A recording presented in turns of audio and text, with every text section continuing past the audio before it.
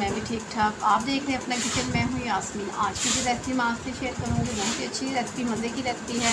वो है mint margarita, जो आज बनाने लगे हम। चलें आपको दिखाते हैं किन किन चीज़ों की ज़रूरत है हमें। सबसे पहले ये देखिए, आप स्प्राइट की बोतल ले लें, स्प्राइट ले लें, 7 अप ले लें। मैंने 7 अप की बोतल ली हुई है। और कुछ पुदीना मैंने धो के वाश करके रखा हुआ है। और 2 नींबू मेरे पास हैं। और कुछ मेरे पास आइस के क्यूब्स रखे हुए हैं। और मैंने 2 चम्मच चीनी के लिए हैं। और थोड़ा सा मैंने वाइट नमक लिया है, तो थोड़ा सा काला नमक लिया है। तो चलिए आइए बनाना स्टार्ट करते हैं। इसमें पुदीना ऐड करते हैं सबसे पहले। उसके बाद हम डाल देते हैं इसमें 2 चम्मच भर के चीनी के।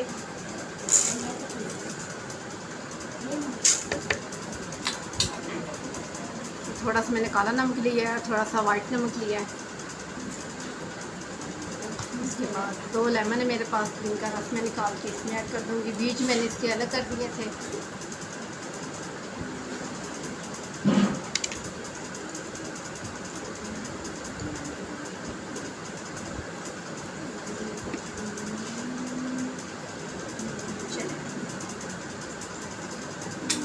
मैं इसमें आइस ऐड कर देती हूँ।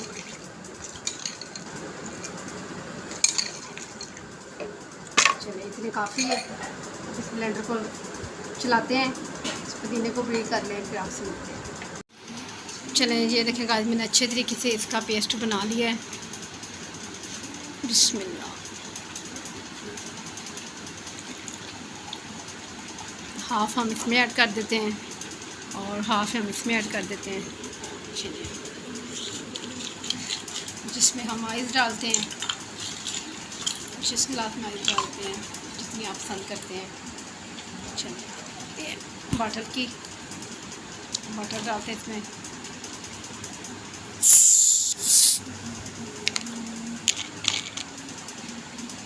बिस्मिल्लाहिर्रहमानिर्रहीम।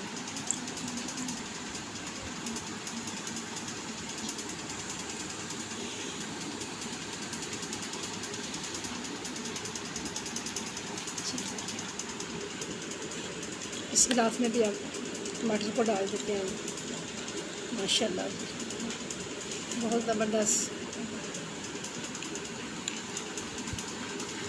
आपको बहुत पसंद आएगी ये रेसिपी। ये बेहद पसंद आने वाली रेसिपी है।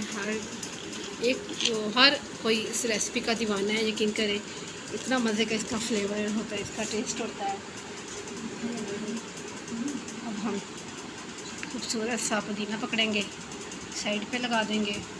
किस साइड पे लगा देंगे हम पुदीना। प्यारा सा नींबू लेते हैं।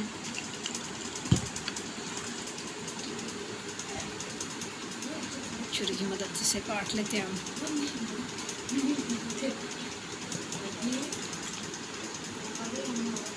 साइड पे से कट लगाते हैं। ये देखें, नींबू को लेके आपने इस तरीके से कट कर लेना है ध्यान से। साइड से आपने इसे कट लगाना है। ये माशाल्लाह। इसी तरह एक और नींबू हम लेते हैं, इसी साइड से इसे भी स्लाइस काट के साइड पे लगा देते हैं, छोटा सा कट लगा कर।